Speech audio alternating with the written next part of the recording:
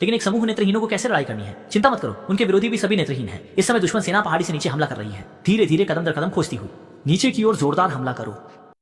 हालांकि सफलता दर बहुत ऊंची नहीं है, लेकिन यदि सही निशाना लग जाता है तो यह शरीर को चीर देता है। लेकिन दुश्मन सेना भी निबल नहीं है। उन्होंने धनुष बाण उठाए और एक व्यक्ति को पकड़कर उसे सीढ़ी की तरह इस्तेमाल किया और ऊपर चढ़ने लगे। अंधा राजा तलवार की मदद से उनके वार को काट देता है। इसी बीच दुश्मन ने सीढ़ी लगाकर दीवार पर चढ़ना शुरू कर दिया। चारों तरफ से दुश्मन सैनिक उमड़ आए। संख्या के सामने कोई ताकत मायने नहीं रखती।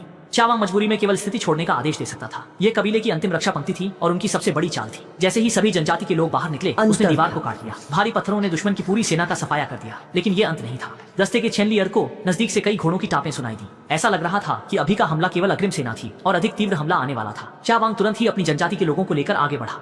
वापस लौटे चावांग को पता चला कि उसका उत्तराधिकारी है। जल्दबाजी में पत्नी के साथ इस पल की शांति का आनंद लेना, यहाँ देखकर लोग सवाल कर सकते हैं कि 2 नवजात बच्चों के कारण युद्ध कैसे शुरू हो गया। यहाँ छोटी जानकारी दी जाती है कि भविष्य की दुनिया में जब वायरस फैल गया तो मानवता की संख्या घटकर केवल 20 लाख से भी कम रह गई। बचे लोग अपनी शक्ति खो बैठे, जिसके कारण सभ्यता ने पीछे हटकर गर्म हथियारों से ठंडे हथियारों के युग में प्रवेश किया। धीरे धीरे एक अलिखित दुनिया का जन्म हुआ। वे बड़े लोग इस तरह के जन्मजात लाभ वाले लोगों को अनुमति नहीं देते हैं कि वे से, इसलिए रानी ने एक शिकारियों की सेना बनाई जिसका उद्देश्य था सभी सामान्य शक्तियों वाले लोगों को खत्म करना। इस बार वे झा गांव पर हमला करने आए क्योंकि उन्हें पता चला कि झा रानी ने 2 उले उम्र के बच्चे जन्म दिए हैं।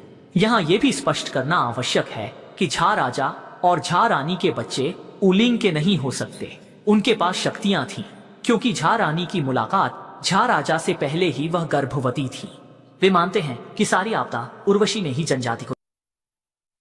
केवल एकमात्र परिणाम यह है कि गांव का नरसंहार हो सकता है। वर्तमान में सबसे जरूरी बात यह है कि कैसे जान बचाया जाए। उसे पता है कि जनजाति के निषिद्ध क्षेत्र में एक रास्ता है। 2 बड़े पहाड़ों को जोड़ते हुए हम वहां से नीचे उतरकर भाग सकते हैं। इस तरह श्रिम्प किंग अपने लोगों को लेकर पीछे के पहाड़ की ओर चल पड़ा। वे जंगल से गुजरते हुए जनजाति के निषिद्ध क्षेत्र में पहुंचे क्योंकि यहाँ हर जगह खाई है, इसलिए श्रिम्प किंग ने इसे दाखिल होने से मना किया था। लेकिन दाइमा यहाँ के रास्ते से काफी परिचित लग रही थी और बिना देखे पुल का प्रवेश द्वार सटीकता से ढूंढ लिया। इसी बीच शिकारियों की सेना गाँव में घुस चुकी थी और नेता के लिए यह आश्चर्य की बात थी कि यहाँ पर एक भी जीवित प्राणी नहीं था। हालांकि जमीन पर बड़ी संख्या में पैरों के निशानों ने उन्हें धोखा दे दिया और तुरंत कमांडर ने पीछा करने का आदेश दिया।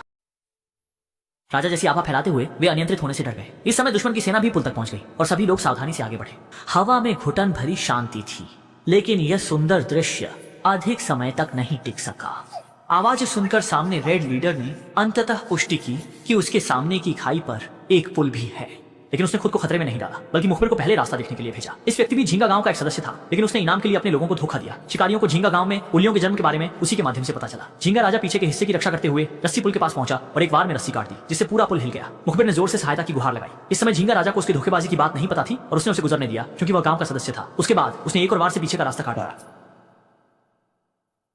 शिकारियों के नेता ने शांत चेहरे से संदेशवाहक को रानी के लिए एक संदेश भेजने को कहा, यह बताने के लिए कि उलिंग का बच्चा मिल गया है। बेशक यहाँ के संदेश साधारण संदेश नहीं है, बल्कि एक प्रकार की गांठ जैसी चीज होती है जिसे आप मोर्स कोड के रूप में ले सकते हैं। उलिंग के बच्चे के जन्म की खबर से रानी ने सभी मंत्रियों को बैठक के लिए बुलाया और सबको बताया कि उलिंग के बच्चे को उनके सामने लाना आवश्यक है। ये कल्पना करना कठिन नहीं है कि इसके बाद झींगा गाँव का भागना और कठिन होगा। हम जो खाते हैं, जो पहनते हैं, जो उपयोग करते हैं, वह सब हमारे पूर्वजों से मिला है।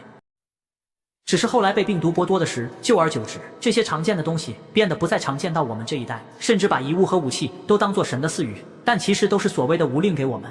न केवल झुंड के झुंड गाय और घोड़े थे, बल्कि जेरी ने उनके लिए जो सामान तैयार किया था वह भी था। और उसने और शाहों ने उसे एक बेटा और एक बेटी दिया। इसके लिए और भी धन्यवाद।